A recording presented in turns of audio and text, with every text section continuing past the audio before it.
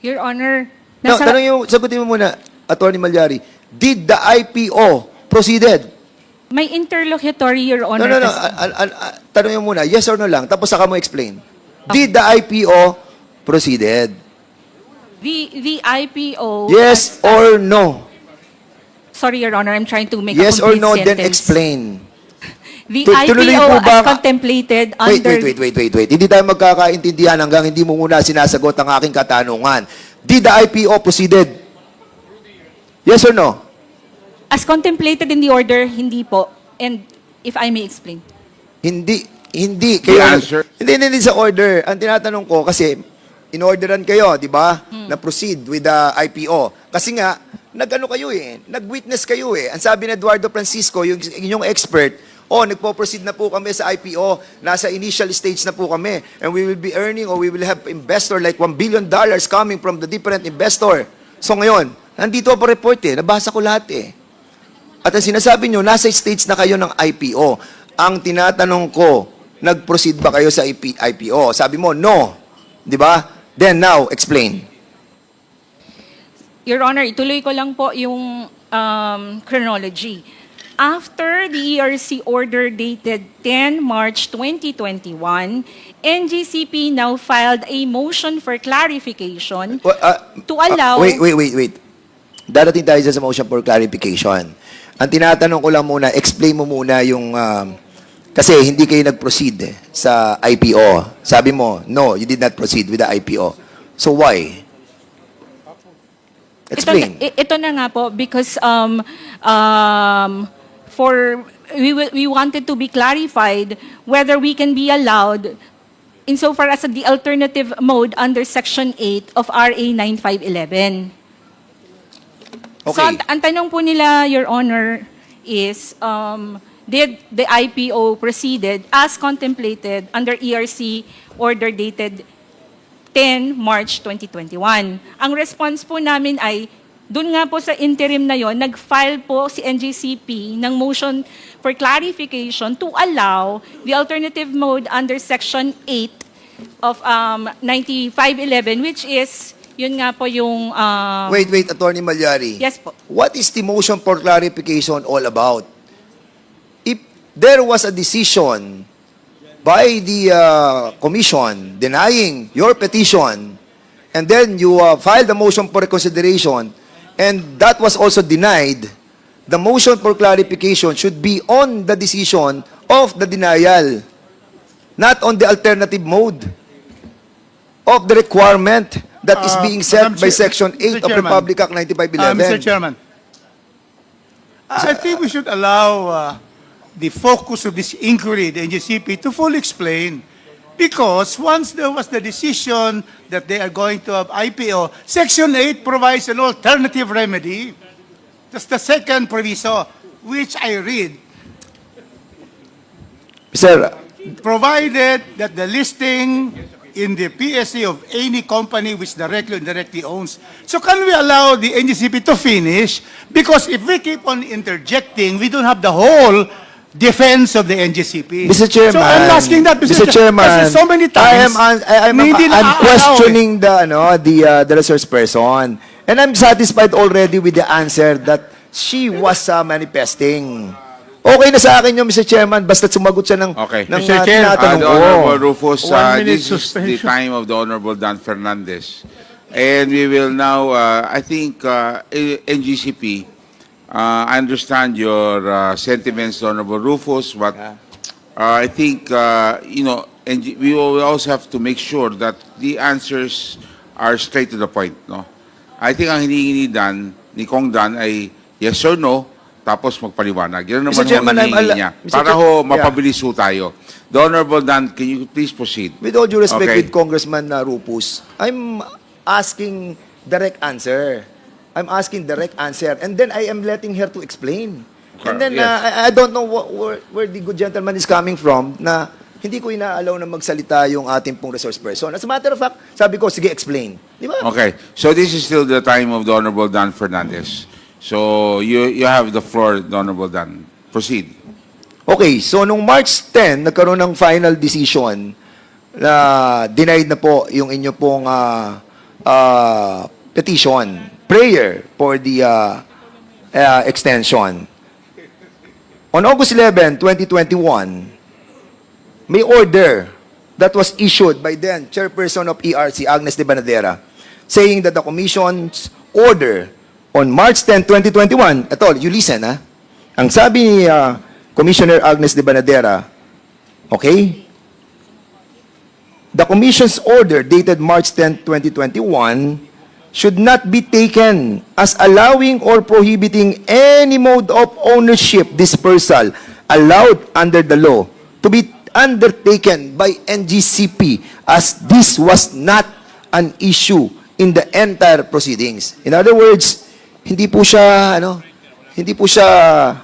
issue to tackle about this dispersal ownership doon sa petition that you filed on November 18, 2018. So, nung maglaps na yung period nung January 14, 2019, at your motion for reconsideration was denied, and you were ordered to proceed with the IPO, and then you did not proceed with the IPO, then, Mr. Chairman, I believe that there was a violation of Section 8. Now, noong May 26, 2022, eto na po yung sinasabi po ninyo that another order was issued, this time by all the members of the Commission, with one dissent, si Commissioner Maceda, declaring that NGCP has complied with the dispersal of ownership provided under Section 8 of Republic Act number 9511 based on SGP's indirect ownership of 40.20% of the outstanding capital stock of the NGCP. Now, may I know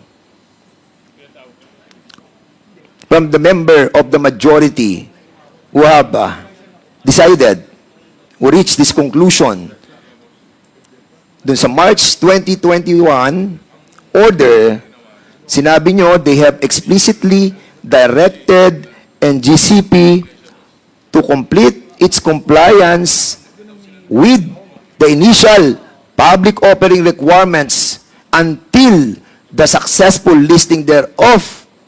Now, you have decided, dito po sa May 26, 2022, pwede po bang malaman anong naging reason ng ating pong tatlong commissioner?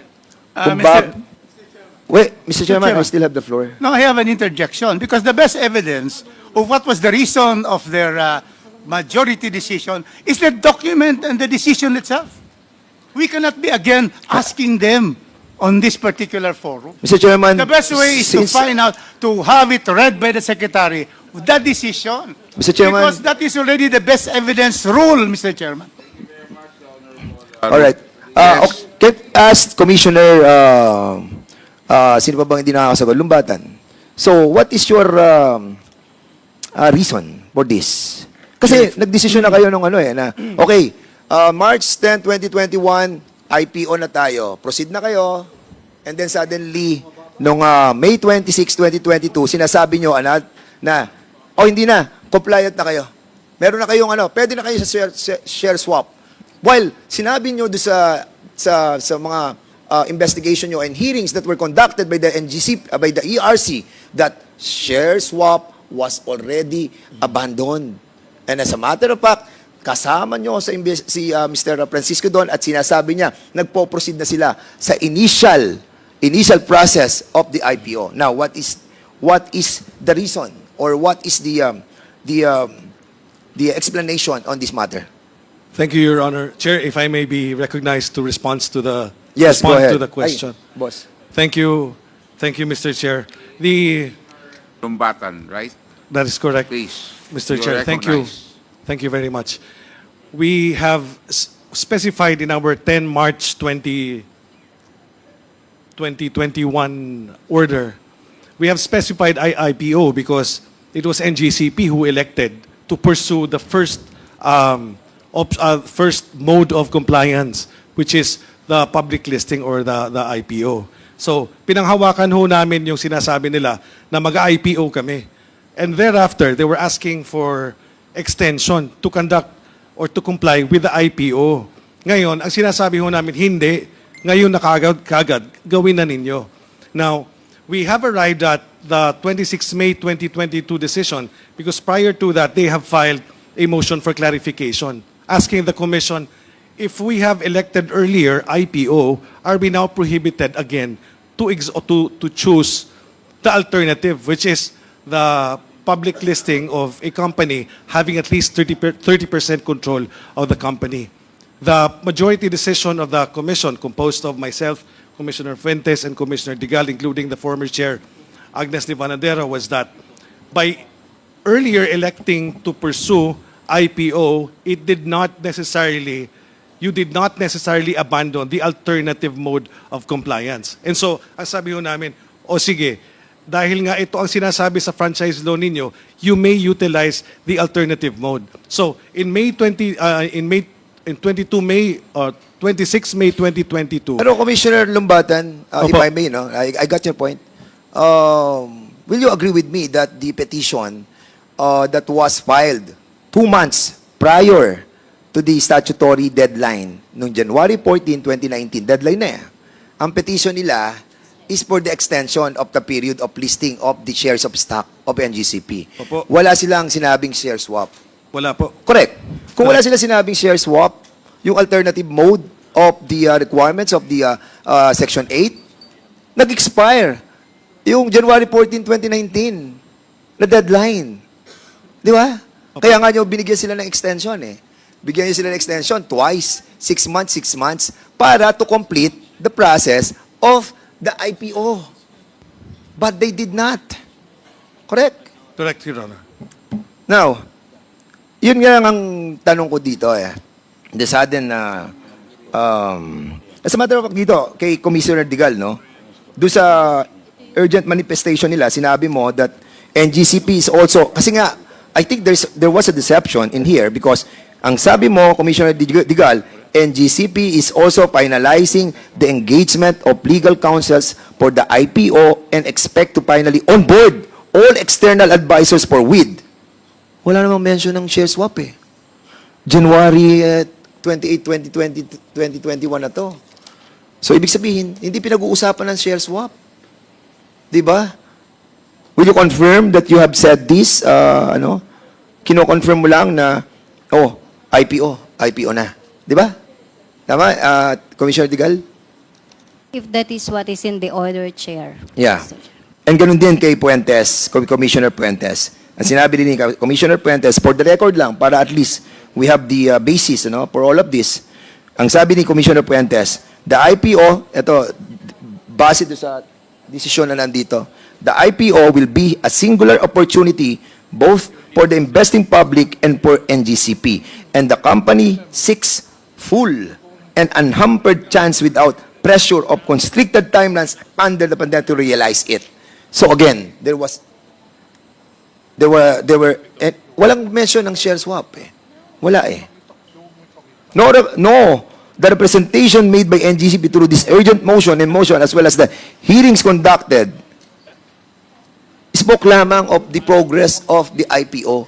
Yun lamang po ang pinag-uusapan. Now, kanina, dito po sa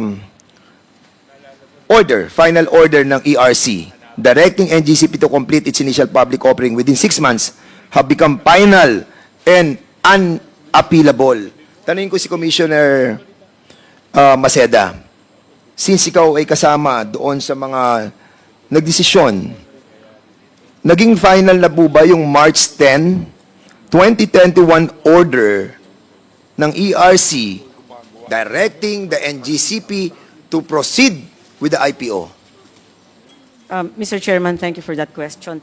I wasn't present actually when the Commission adopted the order of March 10, 2021. I was on leave on that day, Your Honor. But based on the rules of practice and procedure of the Commission, there can only be one motion for reconsideration. And once the Commission has ruled on such motion for reconsideration, the decision is final and executory. Unless, of course, the petitioner files for certiorari before the courts, no, which they did not do. So, meaning walang timely appeal or for certiorari or something? Wala po sa records namin yan. Instead, we got a motion for clarification po. So, the order became immutable, in other words. It's a final order, Your Honor, based on our rules of practice and procedure. So, yung NGCP's subsequent request for clarification, was it a, parang kasi, it's not merely an inquiry eh. Parang ang feeling ko, nung binabasa ko, parang effectively, they are suit to alter the decision eh. Because they injected the share swap, after which, the motion for reconsideration was denied. And then motion for clarification, to clarify the decision of the motion for reconsideration, then suddenly, the clarification deals with the decision making. Am I correct? I issued a dissenting opinion, Your Honor, so my answer will be very biased. I would tend to agree with that observation. Because once we issue a final order arising from a motion for reconsideration, and such order is very specific as to the directives, we cannot change what's in that order when we clarify questions, let's say from petitioners. But in this case, Your Honor, there was an order for a very specific mode of public offering, which is through initial public offering. Naka-indicate po dun sa order kasi yun. So, given that, if there was a motion for clarification, the Commission should clarify on the basis of that directive to initiate the IPO. Correct. And not to say you can undertake Alternative. any other form, alternative form of public And offering. that's the reason why I'm asking, kasi nga, that was the recourse that was done by the NGCP. The motion for clarification. The motion for clarification is to clarify the decision for the motion for reconsideration that was denied. But there was what do you call that? Parang amendment of the decision by inserting if they can have an alternative mode of the requirements of the section 8. But anyway,